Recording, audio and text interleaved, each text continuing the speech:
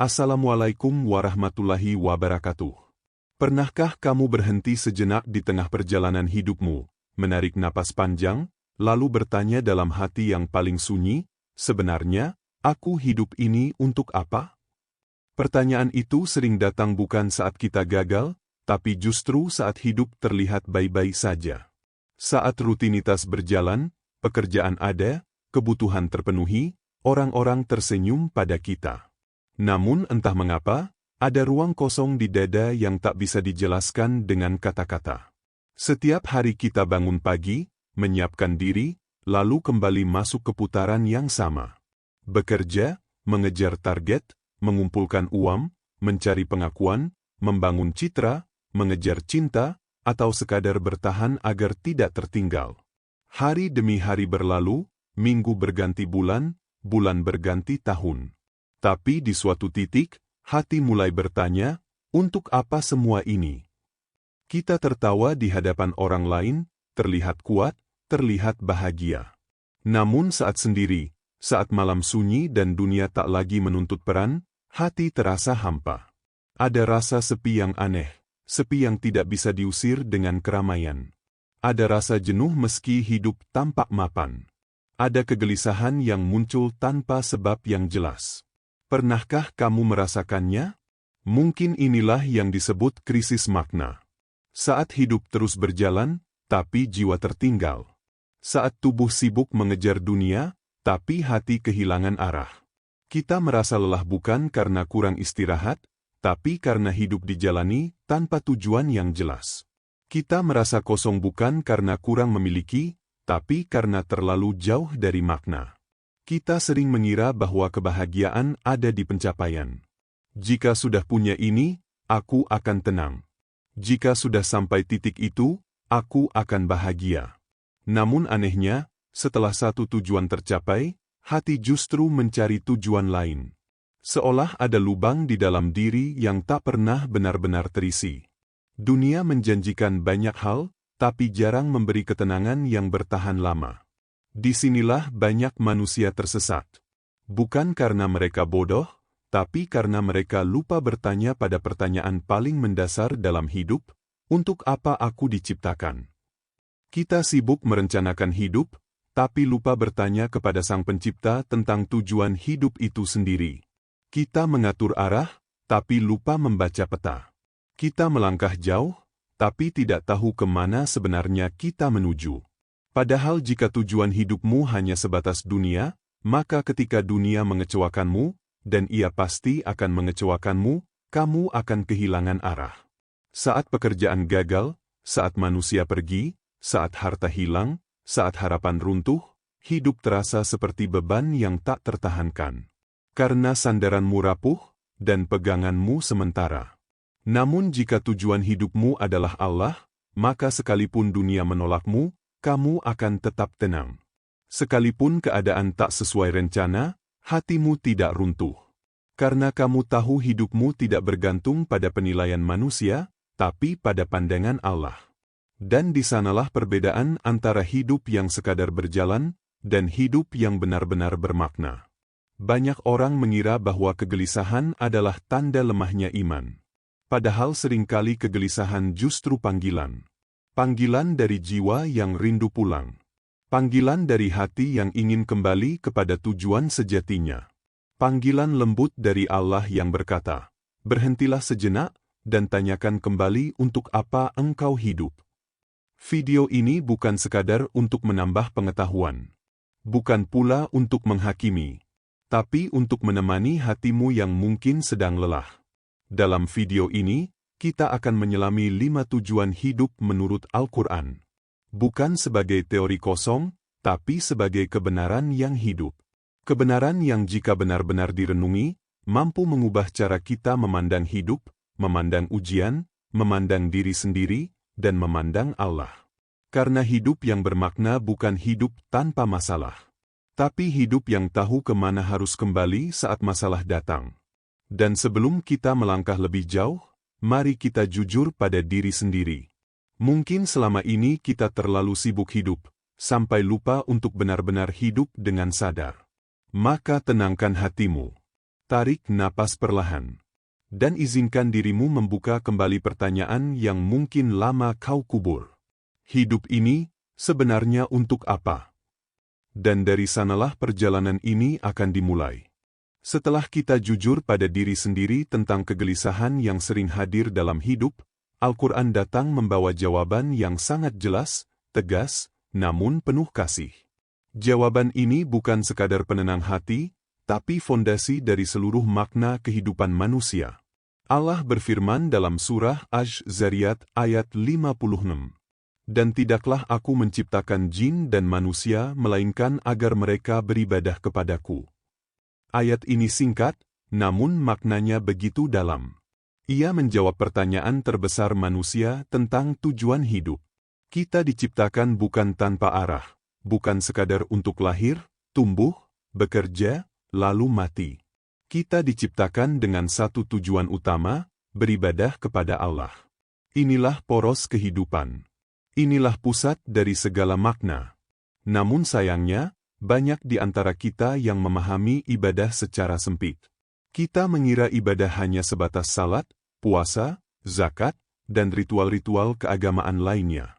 Padahal, ibadah jauh lebih luas dari itu. Ibadah adalah seluruh gerak hidup yang dijalani dengan kesadaran bahwa kita adalah hamba, dan Allah adalah tujuan. Saat kamu bekerja dengan niat mencari rezeki yang halal agar keluargamu terjaga, itu ibadah. Saat kamu bersabar menghadapi ujian yang berat tanpa mengeluh kepada manusia, itu ibadah. Saat amarah memuncak, tapi kamu memilih menahan diri dan memaafkan, itu ibadah. Saat kamu menolong orang lain tanpa ingin dipuji atau dikenang, itu pun ibadah. Bahkan saat kamu tersenyum tulus kepada sesama, Allah mencatatnya sebagai amal. Ibadah bukan hanya apa yang kita lakukan di masjid, tapi juga apa yang kita lakukan di pasar, di kantor, di rumah, dan di jalanan.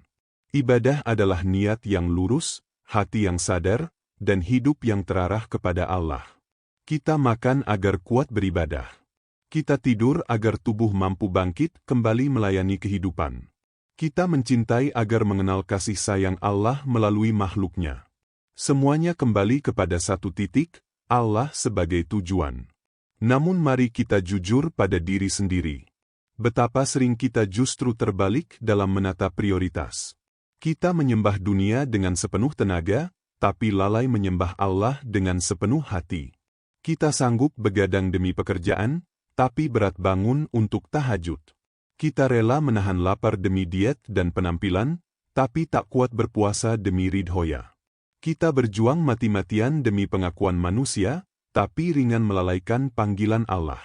Tanpa sadar, dunia menjadi Tuhan baru dalam hidup kita.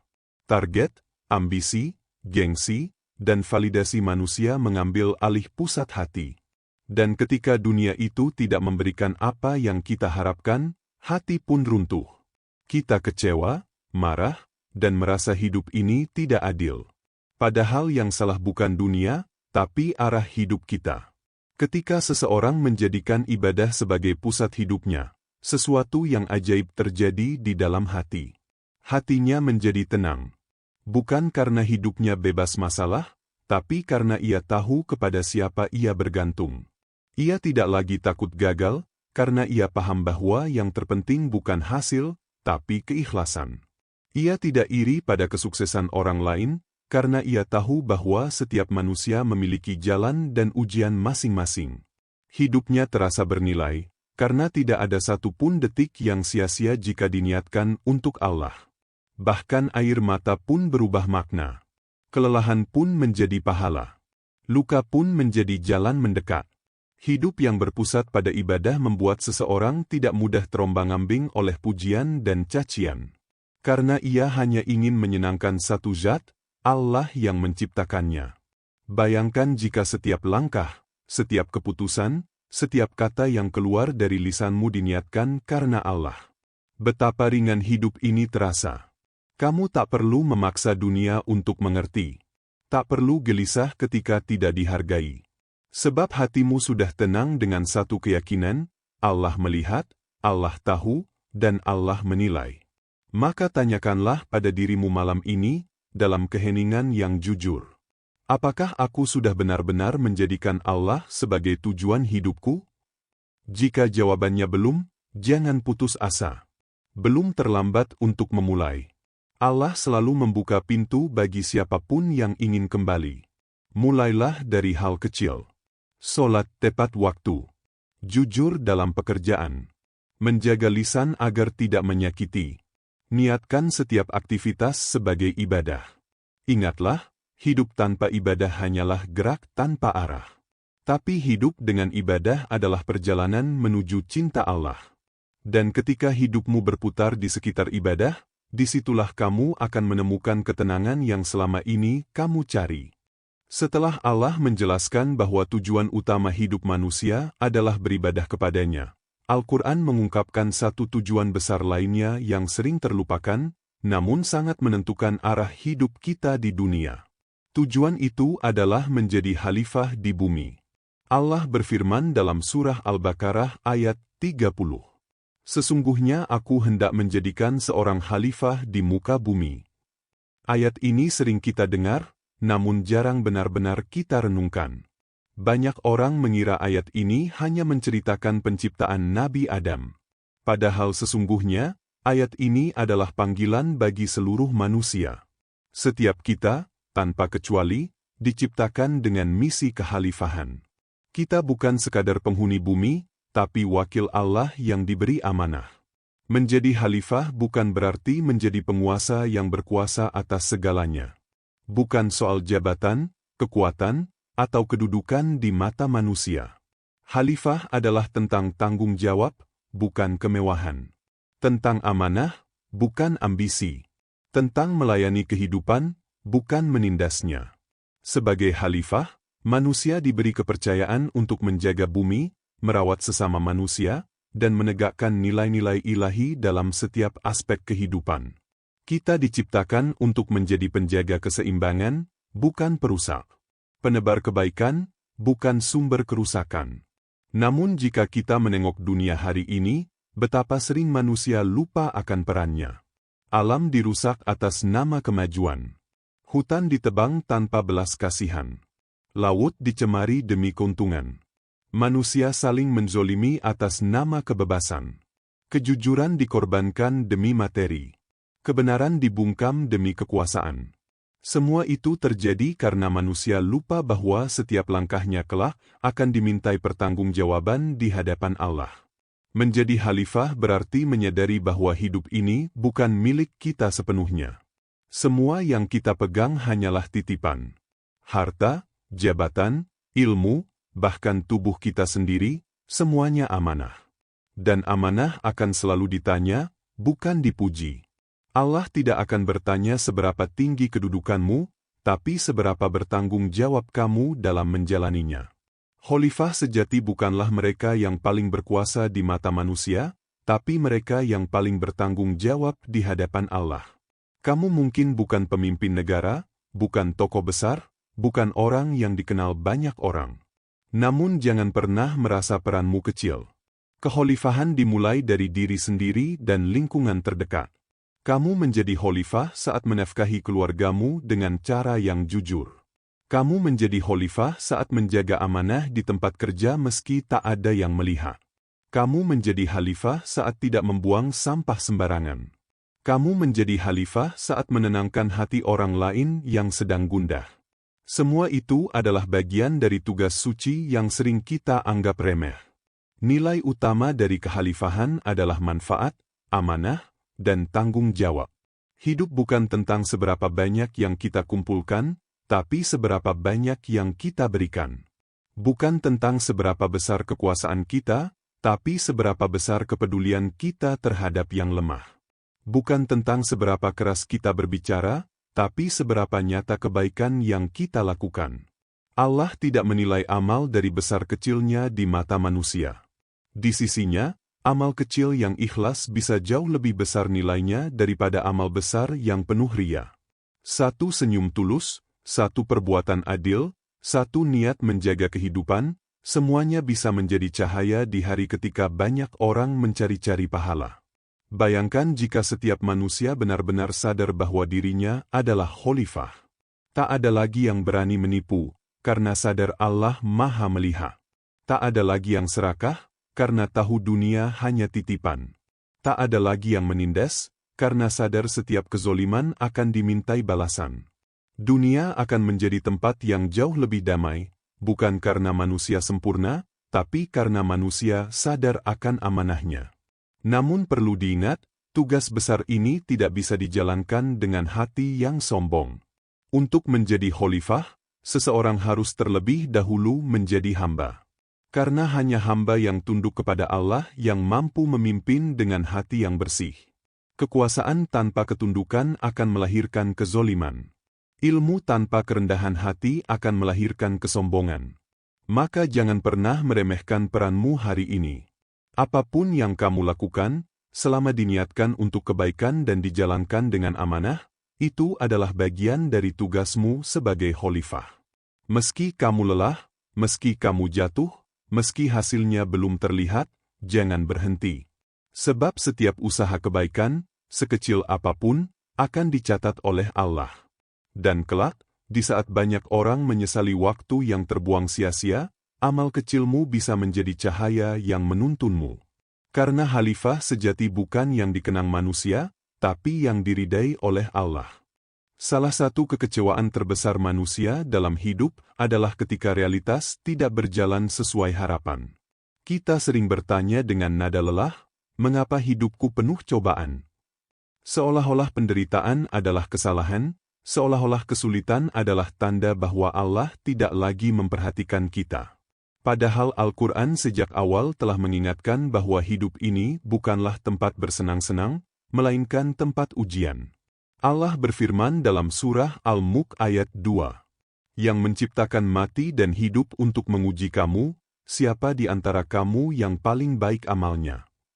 Ayat ini menegaskan satu hal yang sering kita lupakan. Hidup tidak diciptakan untuk menguji seberapa bahagia kita, tapi seberapa baik amal kita. Hidup bukan panggung hiburan, melainkan ladang pembuktian. Dan ujian bukan tanda kebencian Allah, melainkan tanda perhatiannya. Karena hanya yang diperhatikan yang diuji. Hanya yang disiapkan yang dibersihkan. Seringkali kita mengira bahwa jika Allah mencintai seseorang, hidupnya akan dimudahkan, jalannya dilapangkan, dan masalah dijauhkan. Padahal justru sebaliknya. Ketika Allah mencintai seorang hamba, Dia ingin hatinya bersih.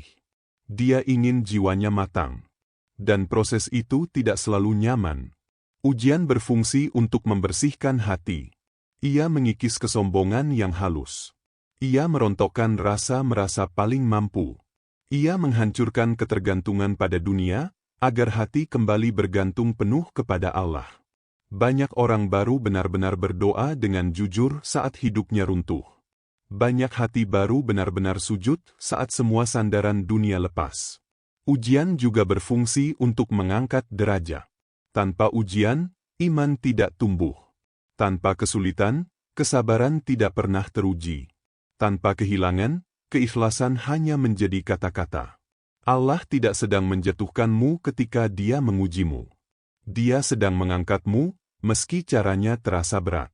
Dan yang paling penting, ujian berfungsi untuk memurnikan iman. Iman yang belum diuji masih rapuh. Ia mudah goyah ketika keadaan berubah. Tapi iman yang telah melewati ujian akan menjadi kokoh. Ia tidak lagi bergantung pada keadaan, tapi pada keyakinan bahwa Allah Maha Baik dalam setiap ketetapannya. Lihatlah kehidupan para nabi, manusia-manusia paling dicintai Allah. Tidak satu pun dari mereka hidup tanpa ujian. Nabi Ayub diuji dengan sakit yang panjang dan kehilangan harta. Nabi Yusuf diuji dengan fitnah, pengkhianatan, dan penjara. Nabi Ibrahim diuji dengan perintah mengorbankan anak yang paling dicintainya. Dan Nabi Muhammad diuji dengan kehilangan, penolakan, kesepian, dan penderitaan yang tak terhitung. Namun dari semua ujian itu, tidak ada satu pun yang membuat mereka berpaling dari Allah. Justru ujianlah yang mendekatkan mereka. Karena mereka memahami satu hal, ujian bukan akhir dari kasih sayang Allah, tapi pintu menuju rahmat-Nya yang lebih luas. Iman itu seperti emas. Emas tidak akan bersinar jika tidak dibakar dengan api. Semakin panas apinya, semakin murni emas itu. Begitu pula iman. Ia dimurnikan melalui kesedihan, kekecewaan, dan kehilangan. Bukan untuk melemahkanmu, tapi untuk menyingkirkan kotoran-kotoran hati yang menghalangi cahaya Allah masuk ke dalam jiwamu. Maka ubahlah sudut pandangmu. Jangan lagi berkata, "Aku lemah." Katakanlah, "Aku sedang disucikan." Jangan berkata, "Allah meninggalkanku." Katakanlah, "Allah sedang membentukku." Karena Allah tidak pernah menzalimi hamba-Nya. Dia hanya mengarahkan mereka kepada jalan yang lebih dalam, meski harus melalui luka. Setiap air mata yang jatuh tidak pernah sia-sia. Setiap sabar yang kamu tahan akan menjadi cahaya di hari ketika kamu paling membutuhkannya. Allah tidak akan memberi ujian di luar kemampuanmu. Jika kamu masih bisa bertahan hari ini, itu karena Allah tahu kamu mampu. Ujian adalah jalan rahasia untuk mendekat kepada Allah. Saat dunia tak lagi memberi pegangan, hati belajar bersandar sepenuhnya kepadanya. Dan disitulah ketenangan sejati ditemukan. Bukan ketika hidup tanpa masalah, tapi ketika hati tetap tenang meski berada di tengah badai. Jadi jika hari ini hidupmu terasa berat, jangan buru-buru putus asa. Bisa jadi justru di titik inilah Allah paling dekat denganmu. Dia menunggumu untuk kembali, untuk berserah, untuk berkata dari hati yang remuk, "Ya Allah, aku percaya padamu." Dan saat itulah, tanpa kamu sadari, ujianmu telah menjadi jalan pulang menujunya. Ada satu kalimat hikmah yang sering dikutip oleh para ulama dan pencari jalan Tuhan, kalimat yang terdengar sederhana namun menyimpan rahasia kehidupan yang sangat dalam. Rasulullah bersabda, "Barang siapa mengenal dirinya, maka ia mengenal Tuhannya." Kalimat ini bukan sekadar nasihat indah, melainkan kunci untuk membuka tabir perjalanan spiritual manusia. Sebab banyak manusia menghabiskan hidupnya untuk mencari Allah di luar dirinya. Ia mencarinya dalam keramaian, dalam pencapaian, dalam pengakuan, bahkan dalam simbol-simbol lahiriah. Padahal seringkali, Allah telah meletakkan tanda-tanda kebesarannya begitu dekat, bahkan di dalam diri kita sendiri. Allah berfirman dalam surah Fussilat ayat 53, "Kami akan memperlihatkan kepada mereka tanda-tanda Kami di segenap penjuru dan pada diri mereka sendiri, sehingga jelas bagi mereka bahwa Al-Quran itu benar." Ayat ini menegaskan bahwa perjalanan mengenal Allah bukan hanya keluar, tapi juga ke dalam. Bukan hanya menatap langit dan alam semesta, tapi juga menyelami hati dan jiwa sendiri. Kesalahan terbesar manusia adalah sibuk mencari Tuhan di kejauhan, sementara lupa menengok ke dalam dirinya. Mengenal diri bukan berarti sekadar tahu nama, pekerjaan, atau identitas sosial. Bukan pula tentang memahami kelebihan dan prestasi. Mengenal diri yang dimaksud di sini adalah keberanian untuk menyelami sisi terdalam jiwa. Menyentuh ruang sunyi tempat kejujuran tinggal. Tempat di mana topeng dunia dilepaskan, dan manusia berdiri apa adanya di hadapan Allah. Saat seseorang mulai mengenal dirinya, hal pertama yang ia sadari adalah kelemahannya. Ia sadar bahwa sekuat apapun ia berusaha, tetap ada batas yang tak bisa dilampaui. Bahwa sehebat apapun ia merencanakan, tetap ada takdir yang tak bisa dikendalikan. Kesadaran ini bukan untuk melemahkan, tapi untuk membebaskan. Karena saat manusia berhenti merasa paling mampu, disitulah ia mulai benar-benar membutuhkan Allah. Mengenal diri juga membuat manusia sadar akan kefanaannya. Bahwa hidup ini singkat. Bahwa segala yang ia miliki akan ditinggalkan. Bahwa tubuh akan menua, kekuatan akan melemah, dan dunia tidak akan selamanya menunggu. Kesadaran ini melahirkan kebijaksanaan. Ia tidak lagi rakus mengejar dunia, karena ia tahu dunia bukan tempat tinggal, melainkan tempat singgah. Dari kesadaran akan kelemahan dan kefanaan, lahirlah kerendahan hati. Hati yang tidak lagi sibuk membuktikan diri di hadapan manusia. Hati yang tidak mudah sombong ketika dipuji, dan tidak hancur ketika direndahkan. Karena ia tahu nilainya bukan ditentukan oleh manusia, tapi oleh Allah yang Maha mengetahui isi hati. Namun proses mengenal diri tidak bisa terjadi dalam kebisingan. Ia membutuhkan keheningan, waktu untuk diam, ruang untuk merenung, kesempatan untuk berdialog dengan batin sendiri. Di tengah dunia yang terus berisik, manusia sering takut pada keheningan. Padahal justru disitulah suara jiwa mulai terdengar. Dalam keheningan, kita mulai bertanya dengan jujur, apa sebenarnya yang aku cari dari hidup ini? Mengapa hatiku masih gelisah meski banyak hal telah kumiliki? Kepada siapa sebenarnya aku bersandar? Pertanyaan-pertanyaan ini bukan untuk dijawab dengan logika, tapi dirasakan dengan hati. Dan ketika seseorang berani duduk bersama dirinya sendiri, ia akan mulai menemukan Allah dalam hal-hal yang selama ini dianggap biasa. Dalam tarikan napas yang masih bisa ia hirup. Dalam rasa sakit yang mengajarkannya bersabar. Dalam kegagalan yang memaksanya berserah. Dalam kebahagiaan kecil yang mengingatkannya untuk bersyukur. Allah tidak hanya hadir dalam keajaiban besar, tapi juga dalam keseharian yang sederhana. Dalam langkah yang tertatih, dalam doa yang lirih, dalam air mata yang jatuh di malam hari. Ketika seseorang mengenal dirinya dengan jujur, ia akan menyadari bahwa Allah tidak pernah jauh. Kitalah yang sering berpaling. Hidup pun berubah makna. Ia tidak lagi dipandang sebagai perlombaan untuk memiliki segalanya, tapi sebagai perjalanan pulang. Pulang menuju diri sejati yang tunduk. Pulang menuju hati yang bersujud. Pulang menuju Allah sebagai tujuan akhir. Maka sebelum kamu sibuk memahami dunia, pahamilah dulu dirimu. Sebelum kamu ingin menaklukkan takdir, kenalilah hatimu. Karena Allah telah menanamkan tanda-tandanya di dalam dirimu agar kamu sadar bahwa seluruh perjalanan hidup ini sejatinya adalah perjalanan untuk kembali. Kembali kepada Tuhan yang menciptakanmu, melalui jalan paling dekat, dirimu sendiri. Pada akhirnya, setelah manusia mengenal tujuan ibadah, memahami amanah sebagai khalifah, menyadari hidup sebagai ujian, dan menempuh perjalanan mengenal diri untuk mengenal Allah, maka lahirlah satu buah yang tak bisa dihindari, kasih sayang dan manfaat bagi sesama. Inilah tanda bahwa iman tidak berhenti di dalam hati, tetapi mengalir keluar menjadi cahaya bagi sekitar. Allah berfirman dalam surah Al-Anbiya ayat 107, "Dan kami tidak mengutus engkau, Muhammad, melainkan sebagai rahmat bagi seluruh alam." Ayat ini menegaskan bahwa inti risalah Islam adalah rahmat. Kehadiran Rasulullah di dunia bukan untuk menyempitkan hidup manusia, melainkan untuk melapangkannya. Bukan untuk menambah beban, tetapi untuk menebarkan kasih.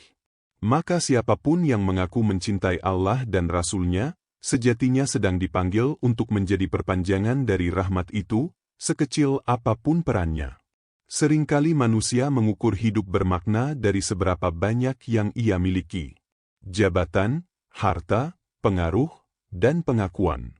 Padahal di mata Allah, ukuran hidup yang bernilai bukanlah apa yang kita kumpulkan, melainkan apa yang kita berikan. Bukan seberapa tinggi kita berdiri, tapi seberapa banyak kita meringankan beban orang lain. Rasulullah bersabda, "Sebaik-baik manusia adalah yang paling bermanfaat bagi manusia lainnya." Hadis ini sangat sederhana, namun sekaligus sangat menampar ego. Ia tidak mengatakan yang paling pintar, paling kaya, atau paling terkenal, tapi yang paling bermanfaat. Artinya, sebesar apapun iman seseorang, jika kehadirannya tidak membawa kebaikan bagi sekitarnya, maka ada sesuatu yang perlu diluruskan dalam perjalanan jiwanya. Manfaat pun tidak selalu harus berbentuk hal besar. Dunia sering membuat kita merasa kecil, seakan kebaikan hanya berarti jika terlihat besar dan diakui banyak orang. Padahal Allah menilai bukan dari besarnya bentuk, tapi dari ketulusan niat. Senyum yang tulus kepada orang yang lelah, itu manfaat. Doa diam-diam untuk orang lain, itu manfaat. Empati kepada yang sedang jatuh, itu manfaat. Kesabaran menahan amarah agar tidak menyakiti, itu manfaat. Bahkan diam yang menjaga orang lain dari luka bisa menjadi ibadah. Bahkan niat baik yang belum sempat terwujud pun sudah dicatat sebagai pahala. Karena Allah Maha mengetahui getaran hati. Kasih sayang adalah buah alami dari cinta kepada Allah. Seseorang yang benar-benar mengenal dan mencintai Allah tidak akan mudah menyakiti ciptaannya. Ia akan berhati-hati dengan kata-kata, lembut dalam sikap, dan lapang dalam memaafkan. Bukan karena ia lemah, tetapi karena ia sadar bahwa setiap manusia sedang membawa ujiannya masing-masing. Kasih sayang tidak selalu berarti membenarkan kesalahan. Terkadang ia hadir dalam bentuk nasihat yang jujur, batasan yang tegas, atau jarak yang menyelamatkan. Namun semua itu lahir dari niat menjaga, bukan menghakimi. Dari keinginan memperbaiki, bukan meninggikan diri. Orang yang hidupnya dipenuhi kasih sayang tidak sibuk merasa paling benar. Ia lebih sibuk memastikan dirinya tidak menjadi sebab luka bagi orang lain. Ia tidak haus dipuji, karena hatinya sudah penuh dengan rasa cukup dari Allah. Ia tidak tergesa membalas keburukan, karena ia yakin Allah Maha Adil. Dan ketika waktu berjalan, manusia akan menyadari satu kebenaran yang tak bisa dibantah. Segala yang dimiliki akan ditinggalkan. Rumah, harta, nama, jabatan, semuanya akan berakhir. Yang tersisa hanyalah jejak. Dan jejak itulah warisan sejati manusia. Bukan seberapa besar rumah yang ia bangun, tapi seberapa banyak hati yang ia tenangkan. Bukan seberapa tinggi namanya dikenal, tapi seberapa sering ia hadir saat orang lain membutuhkan. Bukan apa yang ia simpan untuk dirinya, tapi apa yang ia bagi untuk sesama. Kebaikan adalah satu-satunya harta yang tidak ikut terkubur. Ia terus hidup dalam doa orang-orang yang pernah kita ringankan bebannya. Ia terus mengalir dalam pahala yang tak terputus, bahkan saat jasad telah kembali ke tanah. Maka jika hari ini kamu merasa hidupmu biasa saja, jangan berkecil hati. Bisa jadi Allah sedang memberimu kesempatan untuk hidup bermakna melalui hal-hal kecil. Melalui sikap lembut, niat tulus, dan kehadiran yang menenangkan. Karena di mata Allah, hidup yang paling bernilai bukanlah hidup yang paling gemerlap, melainkan hidup yang paling memberi cahaya. Dan cahaya itu bernama manfaat dan kasih sayang. Pada akhirnya, setelah seluruh tujuan hidup kita pahami dan jalani, beribadah kepada Allah, memikul amanah sebagai khalifah, melewati ujian kehidupan, mengenal diri untuk mengenal Tuhan, serta menebarkan manfaat dan kasih sayang, semua itu bermuara pada satu titik yang sama, kembali kepada Allah. Allah berfirman dalam surah Al-Baqarah ayat 156. Sesungguhnya kami milik Allah dan kepadanyalah kami kembali. Ayat ini bukan sekadar kalimat penghibur saat musibah datang. Ia adalah ringkasan seluruh perjalanan hidup manusia. Kita datang dari Allah, hidup dengan izinnya, dan suatu saat akan kembali kepadanya. Tidak ada satupun jiwa yang dikecualikan dari perjalanan pulang ini. Hidup sejatinya adalah sebuah perjalanan pulang. Kita bukan penduduk dunia, kita hanya musafir. Dunia ini bukan rumah, melainkan tempat singgah. Tempat kita belajar, jatuh, bangkit, mencintai, terluka, dan bertumbuh. Semua yang ada di dunia ini bersifat sementara, kecuali amal yang kita titipkan untuk akhirat. Namun seringkali manusia lupa. Ia terlalu betah di tempat singgah, seakan-akan tinggal selamanya. Ia sibuk memperindah dunia, namun lalai menyiapkan bekal pulang. Padahal tak satu pun dari kita tahu kapan panggilan itu datang. Kematian tidak menunggu kesiapan, tidak menunggu usia, dan tidak menunggu penyesalan selesai. Dalam pandangan iman, kematian bukan akhir, melainkan pertemuan. Bukan kehilangan, melainkan kepulangan. Bukan kegelapan, tetapi awal dari keabadian. Ia adalah saat ketika tirai dunia disingkap, dan manusia berdiri sendiri di hadapan Rabb-Nya, tanpa harta, tanpa jabatan, tanpa topeng. Allah berfirman dalam surah Asy-Syu'ara ayat 88-89.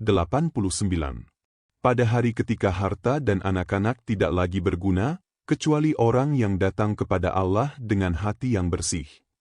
Ayat ini mengingatkan kita bahwa bekal sejati bukanlah apa yang kita miliki di dunia, tetapi siapa kita di hadapan Allah. Bukan seberapa banyak yang kita kumpulkan, tetapi seberapa bersih hati yang kita bawa pulang. Iman yang jujur, amal yang ikhlas, dan hati yang selamat dari kesombongan, dengki, dan kebencian. Renungkanlah satu hal yang sangat sederhana, namun sangat dalam.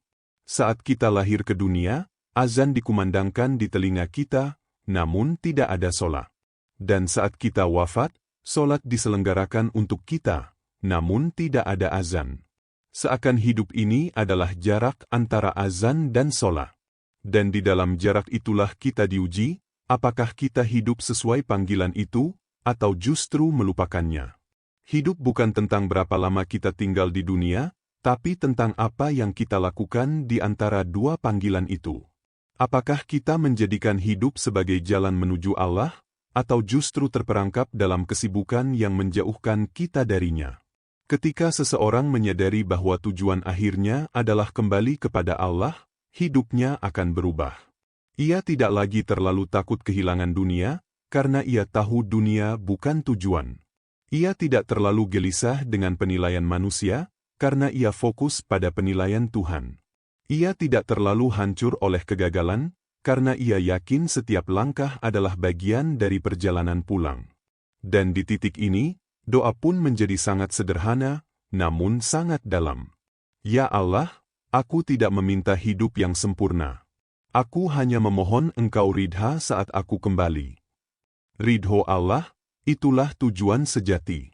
Ridha Allah yang menjadikan amal kecil bernilai besar. Ridha Allah yang menghapus dosa yang berat. Ridha Allah yang mengubah perjalanan yang penuh luka menjadi pertemuan yang penuh rahmat. Maka jika hari ini kamu masih diberi napas, itu berarti Allah masih memberimu kesempatan. Kesempatan untuk memperbaiki niat. Kesempatan untuk membersihkan hati. Kesempatan untuk melangkah lebih dekat ke arah pulang. Ingatlah penegasan terakhir ini, dan biarkan ia menetap di hatimu. Hidup bukan tentang lama, tapi tentang makna. Bukan tentang memiliki, tapi tentang memberi. Bukan tentang dunia, tapi tentang pulang kepada Allah. Semoga saat tiba waktunya, kita semua pulang bukan sebagai orang yang tersesat, tetapi sebagai hamba yang dikenal dan dirindukan oleh Robnya. Amin. Amin ya Rabbal Alamin. Wassalamualaikum warahmatullahi wabarakatuh.